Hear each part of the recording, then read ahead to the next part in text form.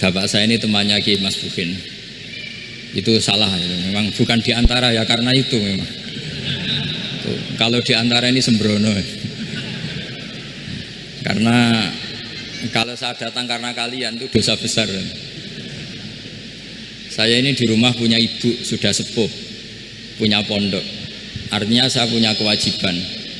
Secara fikih kewajiban itu hanya bisa digugurkan oleh wajibun a'dhamu minhu, oleh kewajiban yang lebih apa? Besar. Kayaknya kalau mahasiswa di sini tidak cukup untuk mengganti kewajiban itu.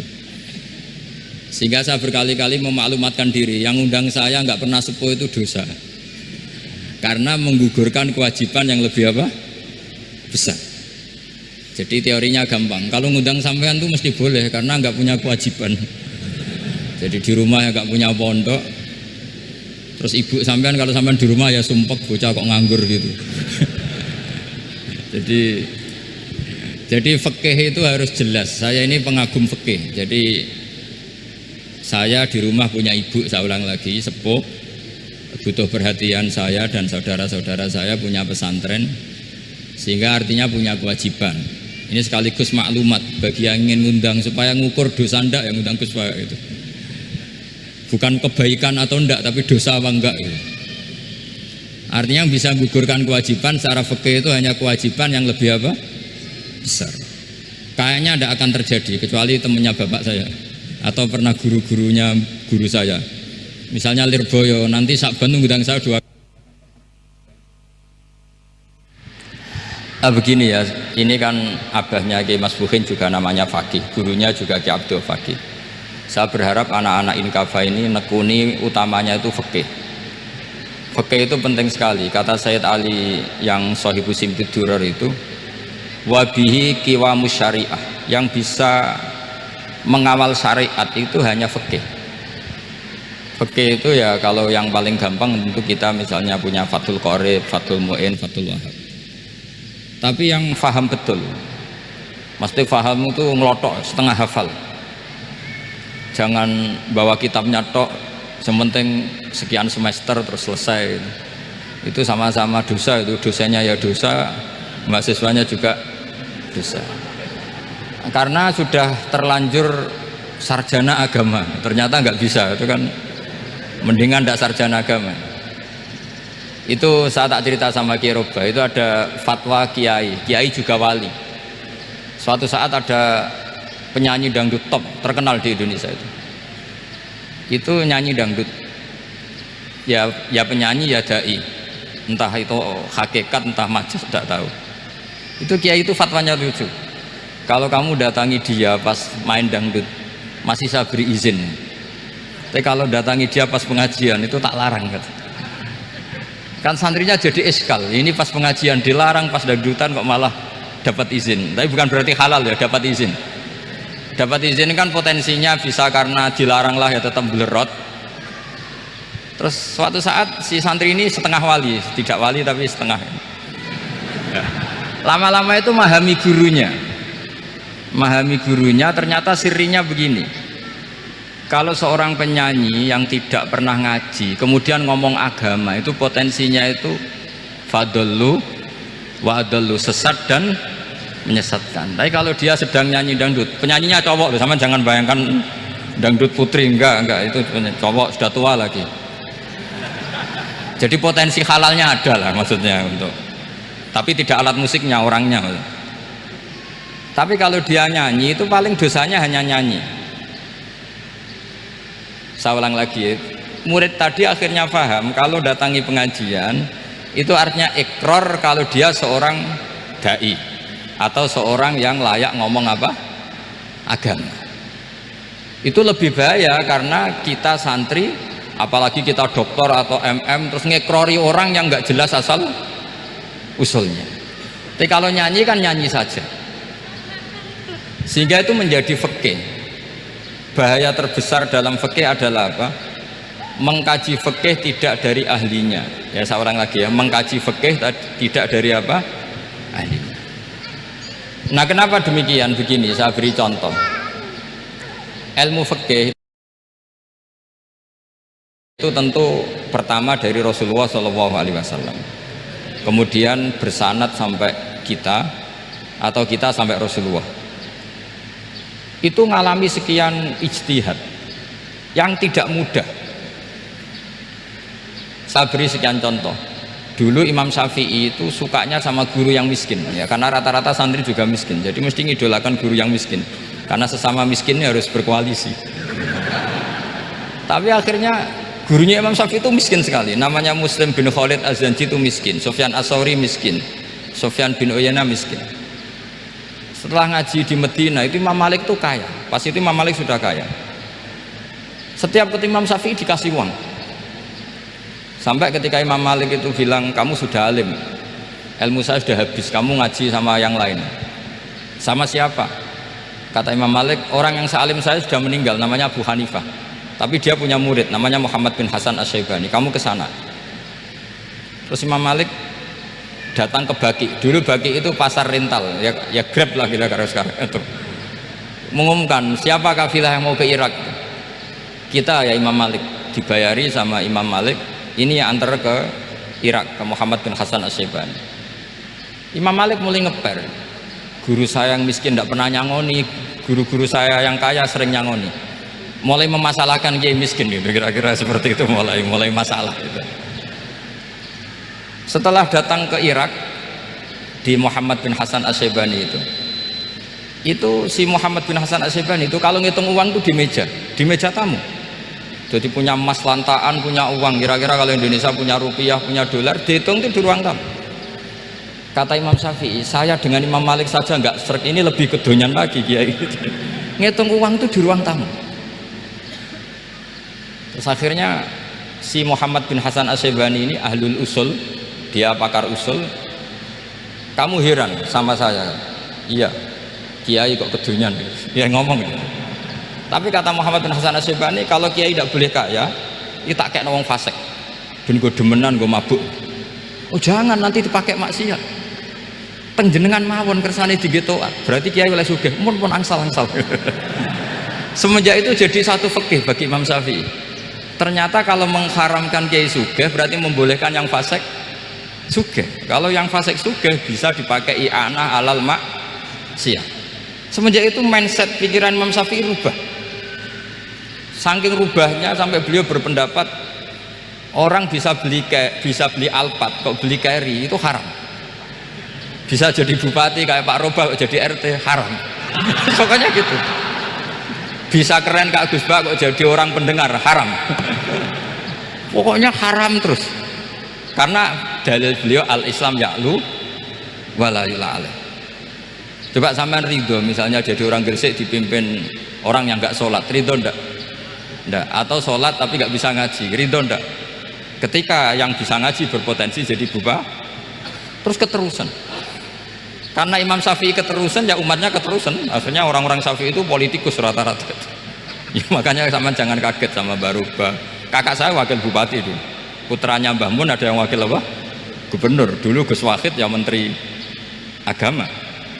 Itu asal usul dari perubahan fikih, mindset, cara berpikir Imam Syafi'i. Jadi dulu itu fikih ditemukan itu jelimet, ada perdebatan. Itu tidak hanya pada level ulama, pada level Nabi pun ada perdebatan. Jadi jangan kira Nabi itu tidak debat, ya debat. Nabi itu asal seangkatan itu mesti debat, termasuk debat dengan malaikat. Jadi kalau perlu ya debat sama apa? Karena malaikat itu kan lugu itu gak iso mikir. Karena kalau malaikat iso mikir bisa jadi rektor.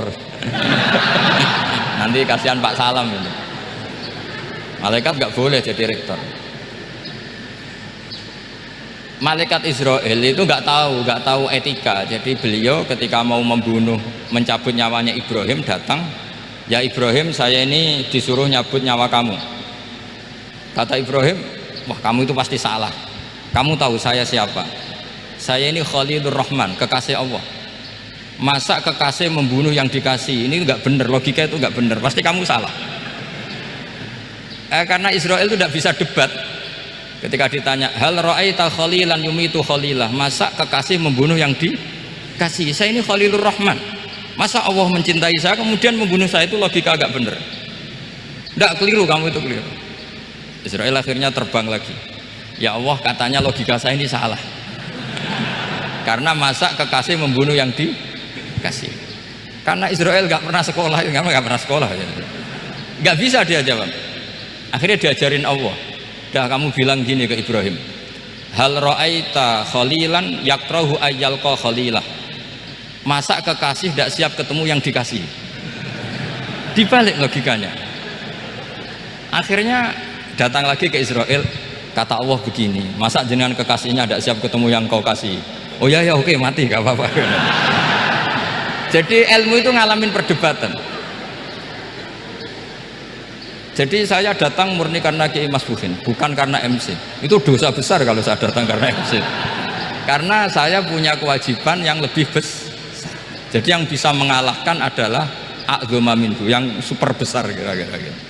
Karena jelas ada riwayat inna min abaril birri silatar rajuli ahla wuddi abi.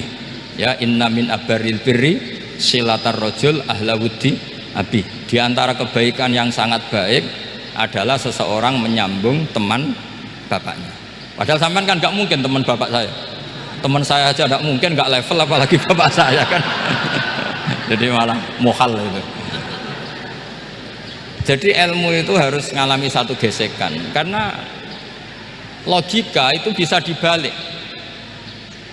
Nah, karena ilmu itu mengalami satu gesekan, satu logika yang bisa kayak iya kayak enggak, sehingga jargon di dunia ijtihad itu begini: ra'yuna shawabun yahtamilul khata' wa ra'yuka khata'un yahtamilus shawab. Pendapat saya benar tapi mungkin salah, tapi pendapat kamu taruhannya salah dulu tapi yang mungkin benar. Jadi mustahid, kalau kata mustahid itu lucu ngomongnya itu, ra'yuna shawabun yahtamilul khata', pendapat saya tarifnya benar dulu tapi yang mungkin salah. Kalau pendapat kamu salah tapi ya mungkin benar, atau mungkin bisa salah, ya tidak tahu, pokoknya mungkin benar. Nah, kenapa demikian? Begini, di luar masalah tauhid, saya ulang lagi, di luar masalah tauhid itu tentu ada masalah-masalah yang sifatnya ijtihadiyah. Ya, saya ulang lagi, yang sifatnya apa? Ijtihadiyah. Dan ijtihadiyah ini nggak pernah selesai, karena muqtadul hal, konteks kesejarahan maupun konteks kesempatan itu tidak sama. Dulu kiai-kiai itu ngaramkan dasi, ngaramkan celana, karena yang celananan, yang dasinan itu penjajah, sehingga mantas sabah biqaumin fahuwa minhu. Tapi lama-lama kiai-kiai itu ya pakai dasi, pakai celana. Ya karena dianggap sudah tidak mantas sabah biqaumin fahuwa minhu. Ini ngalami pergeseran. Semua istihad itu ngalami pergeseran. Lalu pertanyaannya begini, lalu istihad apa Gus yang permanen? Yang permanen ya istihad dengan alatul istihad, dengan alat-alat apa? Istihad. Saya beri contoh misalnya begini. Nabi Musa itu yang ngalami istihad. Kata beliau, karena kangen Allah, itu ingin melihat Allah karena kangen. Rabbi arini anzur ilai. Qala lan tarani walakin anzur ilal jabal. Ya sudah, namanya orang kangen ya ingin melihat. Ya sudah, gitu aja. Sehingga ahli ilmu kalam itu berdebat. Kalau kata ahli sunnah, karena Nabi Musa minta ingin melihat Allah, berarti melihat Allah itu jaiz, mungkin. Karena Nabi gak boleh bodoh meminta sesuatu yang mohal. Maka antipatinya ahli sunnah terhadap pendapat Mu'tazilah itu antipati. Karena menurut pendapat Mu'tazilah Allah itu qadim, Allah itu laisa kamislihi syai'un, sehingga gak bisa dilihat. Pertanyaannya adalah, berarti Nabi Musa meminta sesuatu yang mohal, itu bodoh sekali sampai nggak tahu mana muhal mana apa jaiz. Makanya kata Imam Ghazali, masa Nabi Musa yang nabi nggak tahu kalau melihat Allah itu muhal, sampai minta, berarti nganggap itu jaiz atau boleh. Itu cara pandang orang-orang ahli sunnah apa wal jamaah. Tapi tetap saja sebagian ulama itu ya balelo, yang kayak Mu'tazilah itu ya balelo, cara berpikir pokoknya itu karena kangen, bukan karena mungkin atau tidak mungkin. Jadi nggak mungkinnya tetap tidak mungkin. Terus mereka dalil la tudrikul absar wa huwa yudrikul absar. Nah, sudut pandang ini akan terus. Ada seorang wali ditanya, kalau kamu di surga ingin melihat Allah apa enggak? Jawabannya enggak. Kenapa aja? Kasihan Allah. Terus kenapa aja? Unazzihu dzalikal jamala an nadzari misli. Saya tidak ridho Allah yang hebat, yang keren kemudian sing delok di rumah aku wong gresik. Koyok gak ngergani pangeran. Sebenarnya sing delok Allah ben golongane Nabi Muhammad, Nabi Ibrahim, kowe ra usah ngilangi keren maksudnya itu.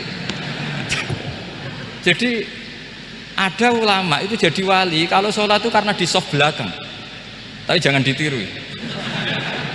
Itu kan gak lazim ya, lazimnya kan afdhalus sufuf tak soful awal. Ketika ditanya kenapa kamu kalau sholat di belakang, cek GR koyok wani suwan pangeran gue ngarep, aku sungkan berarti gue gurih lagi. Kalau sampean kan karena males bukan karena sungkan. Jadi itu artinya rasa ya, makanya nggak bisa, nggak ada ijtihad itu tidak mungkin karena perasaannya orang itu beda-beda. Itu Sayyid Abdul Al-Haddad itu kalau ngendikan masyhur, man da'a li dzalimin bil baqa faqad ahabba yu'sawwa fi ardi. Orang yang mendoakan orang fasik masih hidup gak mati-mati itu berarti suka kalau Allah dimaksiati di buminya. Wong fasik kelakuannya rak maksiat, nak mbok dongakno mari itu berarti kamu ingin Allah didurakani terus menerus karena si fasik masih hidup. Tapi kalau Abdul Hasan As-Sadili cara ngendikan gini, kalimatnya persis, man ahabba alla yu'sawwahu fi ardi faqad ahabba alla tadhharu maghfiratuh. Orang yang ingin dunia ini steril gak ada maksiat maka sama saja berkeinginan tidak melihat luasnya maghfirahnya Allah. Sama-sama wali besar tapi cara pandang hubungannya dengan Allah seperti itu. Jadi mau tidak mau ijtihad itu mau tidak mau. Makanya tidak usah dipertentangkan misalnya cara berpakaian, cara apa, yang penting sesuai aturan Islam ya sudah. Karena ini urusan rasa. Urusan apa? Rasa. Itu Syekh Hasan Basri itu sering jagongan sama Robiah Hadawiyah. Itu secara fikih salah. Tapi pas itu ulama fikih ditanya, kenapa Anda tidak komentar terhadap dua wali besar yang sering ketemu? Andai kan semua santri seperti itu akan saya halalkan, kata. Karena nggak mungkin punya nafsu. Sehingga fikih dulu memang masih asli. Kamu lihat di takrib misalnya, lelaki melihat perempuan itu nggak boleh kecuali sekian alasan. Termasuk boleh itu litaklim karena mengajar atau lil muamalah. Lah ini yang mulai masalah. Ada warung kopi penjaganya cantik, santri-santri ngopi, ini lil muamalah kan kasus ya. Mau disalahkan tuh ada takbirnya, mau dibenarkan ini jelas fasik kan, jelas fasik. Maksudnya sudah fasik sebelum itu ditambah itu, jadi fasiknya permanen.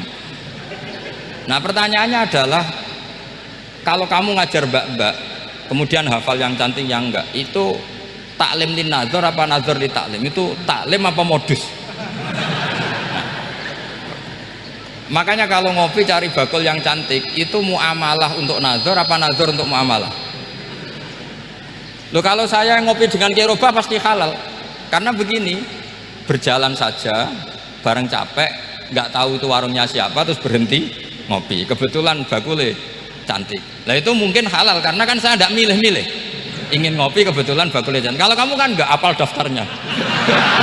Wah itu mesti haram itu, mesti haram itu. Karena berarti kan kamu menjadikan ngopi ini modus. Gue jagani nak takok pangeran. Lo kok nazar? Muamalah Gusti, muamalah. Itu mesti modus. Maka fikih itu harus dikawal oleh tasawuf. Kalau ndak semua hukum fikih bisa diakalin. Makanya Imam Bukhari punya satu bab namanya Kitabul Khiyal, bab mengkhilaf fikih. Beliau itu antinya sama Abu Hanifah itu luar biasa. Nggak ada ulama dibenci Imam Bukhari kayak Abu Hanifah. Masyhur itu. Untungnya beliau nggak menangi Abu Hanifah. Kalau menangi geger terus ya. Bisa bahsul masail terus ya. Itu Abu Hanifah itu ulama yang suka khilah.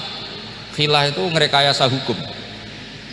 Misalnya begini, saya ini puasa agak lemes, ujian agak lemes, apalagi kiai serapati di duit, santri beling-beling lemes ini. Apa mangan ini kan, wah poso-poso kok mangan kan gak keren. Supaya saya bisa makan dan halal, saya bisa ngajak kiai Robai ya jalan-jalan nyari yang jarak 2 marhalah Ya sudah, terus bisa makan. Kalau ditanya Allah kok makan, musafir.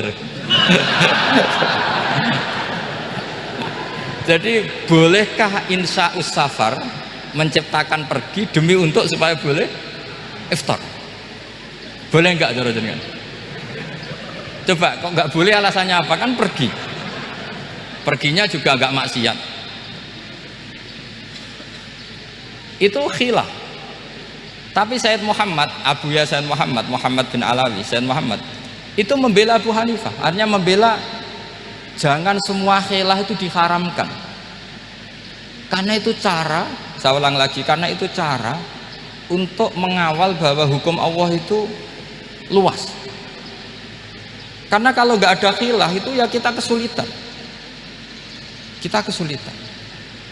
misalnya begini, ini penjelasannya, makanya kita harus sering mendengar. Saya itu dulu masih sangat fikih itu protes kenapa ada poluan polisi wanita.